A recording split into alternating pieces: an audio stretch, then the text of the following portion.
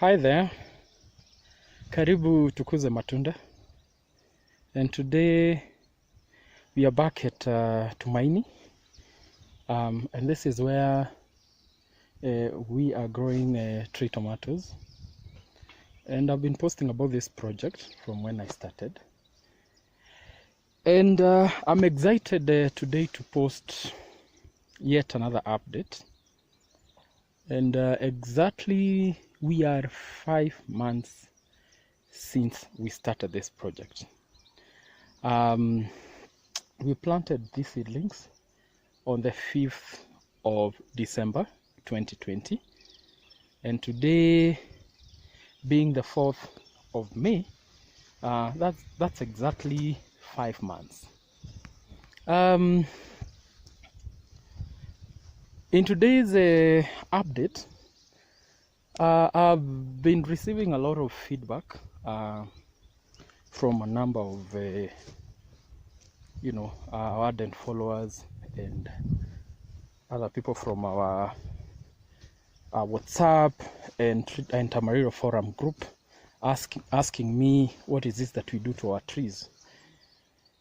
And besides just showing you how these trees are doing, I want to also take this opportunity to just speak about the care that we have accorded these trees for the past 5 months. And as you can see, the rains are finally here, and I'm always amazed by the transformation that the rains tends to bring. There's something about rainfall and how trees respond. And like I've said in my previous video, you can compete with God's rain. It brings some transformation that you can find, whether you get these plants or not. There's just something that you get from the natural rain. So today marks 5 months of our journey, and when we planted this orchard, we have not experienced any tangible rains, or rather we've not received any rains ever since. And yesterday was the second heavy downpour that we have received from the time we planted these trees. So it goes without saying that we've been irrigating these plants, and I'm glad so far the journey has been good. The results so far are good, and when we were planning for this project, this is exactly where we thought we would be in 5 months' time. You know, whenever you start a new project, I don't know whether you take time to visualize how you'd want the project to turn out, say, in 5 months' time. We have trees of different sizes, because this was now qualified to be called trees. And the tallest are 3 feet tall. Well, we have some that are slightly smaller, 2 feet, 2.5. But what is important at this stage is to check whether the tree is responding well. Can you see signs of growth? And that's exactly what is happening to our trees. We are so far happy, and like I said, the vision that I had has turned out to be exactly what I was looking for. So like I said, when we decided to take this project, one of the things that we did was to because we do experience flooding in this farm. So what we did is that we decided to do these beds, and as you can see, They are called raised beds, very common in flower farms. Those people who grow flowers grow them in this kind of beds. And the reason why we decided to do these raised beds, one was to help in our drainage. As much as this farm is slanting, when we receive rains here, we do receive some very heavy rainfall. And what we noted is that when we planted them, when we dug holes 1.5 feet by 1.5 feet, we realized that water tends to, to settle inside the excavated area. And what happens is that within a very short time, the tree is unable to withstand that wetness, and eventually root rot set in. And in our second phase of this project, we lost quite a huge number of trees. In fact, we lost over 2,000 trees. So when I say that we've walked this journey, and this project is mainly based on previous lessons learned, is that we've walked through some very difficult times. Nurturing your plants to a period whereby they are bearing fruits, and all of a sudden you wake up. And I remember that was the first time we experienced lockdown, and waking up to trees that are wilting.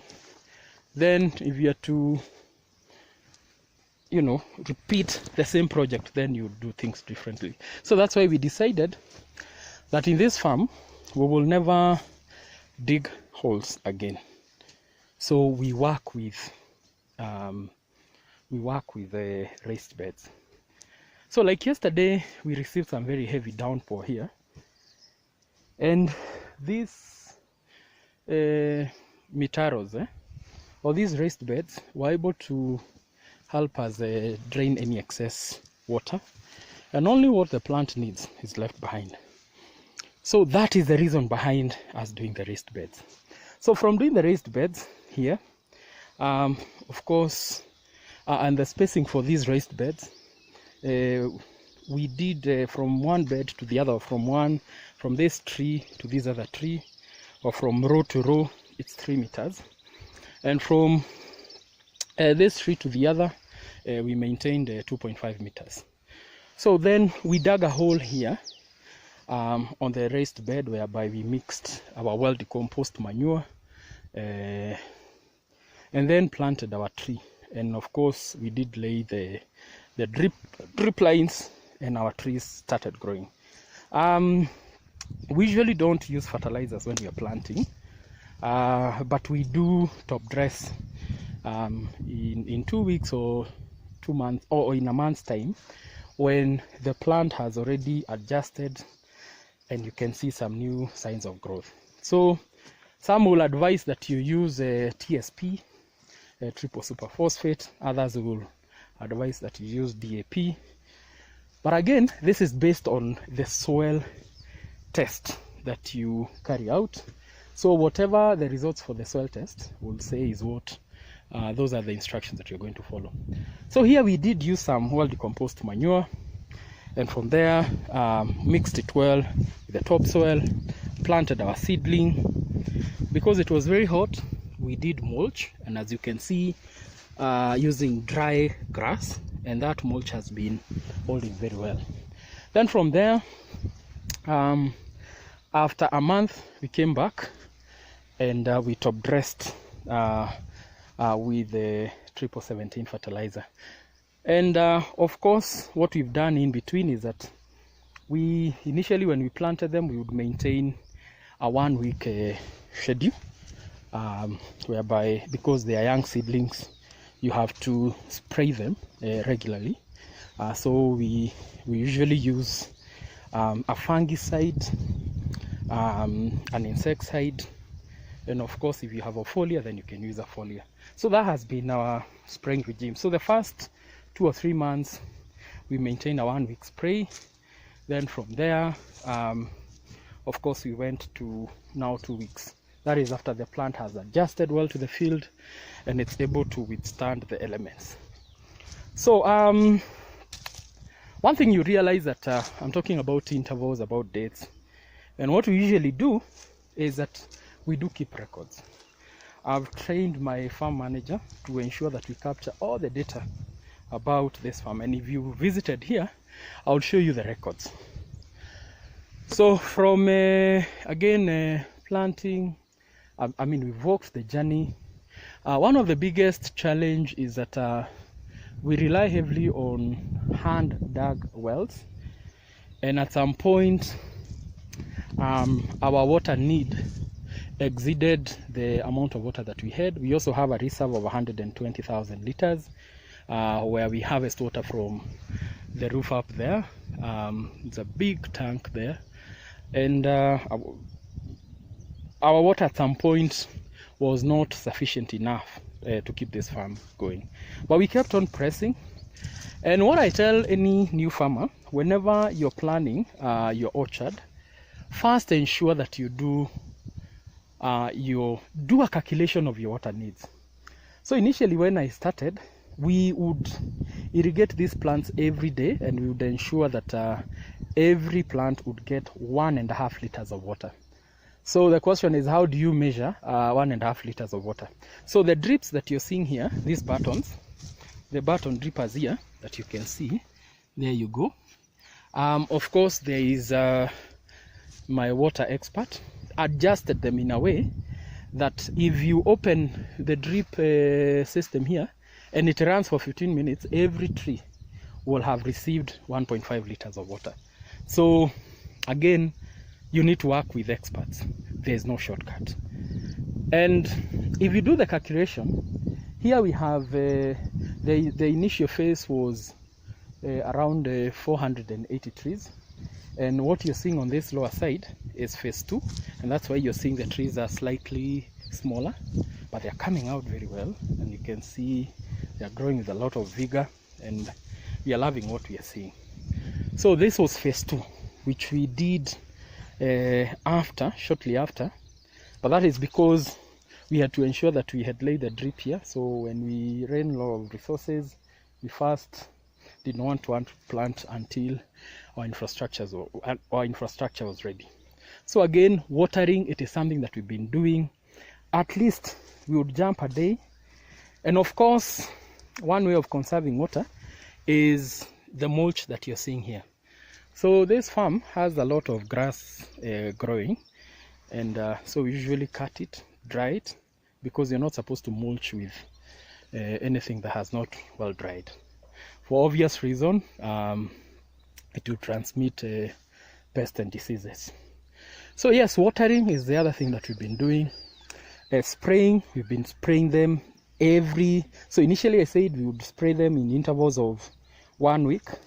Then we moved from 1 week to 2 weeks, and up to date we maintain a spraying schedule. So again, we've also learned over time that we have to keep on alternating our agrochemicals. You notice that some of the agrochemicals, if you usually read the labels, for example, some of them are not supposed to be used at flowering stage. So some of the agrochemicals we've been using here, we won't be using them from the time the flower set in. And I noted in some trees, if you look closer here, we are almost getting some flowers. So I saw signs of flowering in some of the trees here, and in a month's time I can bet we'll have flowers already, our trees flowering. So from there, I think a month after, when the tree attained 1 feet tall like this, we removed the apical bud, and that is where now we encouraged 3 shoots to come up. Let me show you using the example here. So if you look at this tree, you will notice that there are 3 shoots. Let me show you another one. Yeah, here is another one. You can notice the 3 shoots. So ideally, it means that our tree will have 3 mature branches coming up. And this is a practice that is done, one, to increase the yield. We expect to double the yield here, or even triple the yield. And that is the reason why, again, I say you have to space your trees very well. Because I'll keep on posting and you'll see how big this tree can grow. So if you don't space them properly, we again don't want to have bushes here that we are unable to control. Yeah. So we removed the apical bud when the tree attained 1 feet, and we encouraged 3 shoots, and those are the ones that we'll be nurturing moving forward. So here is a section where we have trees that we have just removed the apical bud, and I've shown you before. If you go back, if you check some of the videos that I've posted, you'll be able to see the process of removing the apical bud. So after we removed the apical bud, we allowed the 3 shoots to come up. And of course, what we usually do is that when you remove the apical bud, you have to ensure that only 3 shoots adjacent to where the apical bud are encouraged to grow. The rest, going downward, you have to keep on removing those suckers. The buds plus the water suckers. So you have to keep on removing them. And please, so like I've said, ensure that those suckers, especially the water suckers and the ones, or rather the shoots that grow below the 3 shoots that you've encouraged to grow, that are removed regularly. So if you don't do that, what will happen is that they overgrow, and when time comes for you to remove them, it becomes, you injure the plant a lot, right? Because the suckers have grown tall. So the other thing that we've done is that of course we keep on replacing some of these seedlings, because you notice that when you plant these trees during the dry season, some of them don't survive. So we keep on replacing them, and I would say we've had an 97 or 98 rate of survival for the trees that we've planted, just a few. So here and there you won't lack one that doesn't make it. So we keep on also replacing them. The other thing that I would want to speak about is then in terms of fertilization, how do you ensure that the nutrients, needs of the tree are well maintained? So like I said, we planted these trees in December, and if you count the months, we are almost hitting, or rather we are 5 months today. So we've already done the first manure application when we were planting, and we already have some more farmyard manure lined up, because when these trees are flowering, we want to boost our trees during that time. But before then, we have done one top dressing with NPK, that is 1717, and we also use some foliars. I won't mention the names, but just to boost the trees, and that's something that we always use in our spraying. Again, you have to understand how these agrochemicals work, because not all foliars can be sprayed at the same time. So like I've said, we've done this for a while now, so we understand the needs of these plants. And I want to take you to where we have stockpiled the manure that we'll be using. So at 6 months time, so within this month that we've started, because from tomorrow we start our 6th month, we will be top dressing these trees with more farmyard manure. The other thing that we'll also do, they're also due for a second top dressing, because we maintain intervals of 3 months, and that is to ensure that the nutritional needs of these trees is well met. So this is still part of the farm, and here is our stockpile of the goat manure. So here you go.